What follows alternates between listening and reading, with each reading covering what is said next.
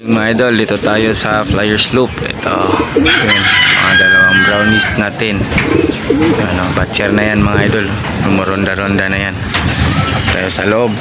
Kasi napansin ko dito sa loob, kulang tayo ng isang Warriors. Nako. Yung entry natin na pang Iloilo Challenge, yun pa ang nawala mga idol.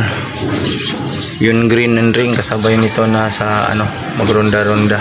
Tsaka yung sinabay natin sa Asturias training sa Matatarik ang bundok, yun pa ang nawala mga idol.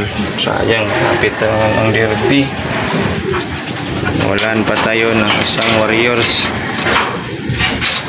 Samantala mga idol, itong checkered na ito, training natin ito mamaya. Karga natin sa truck. Ito. Ayan.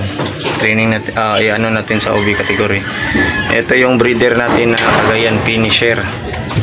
Tsaka nagkapare sila nito. Akala ko ito kak. Di pala. Hen pala.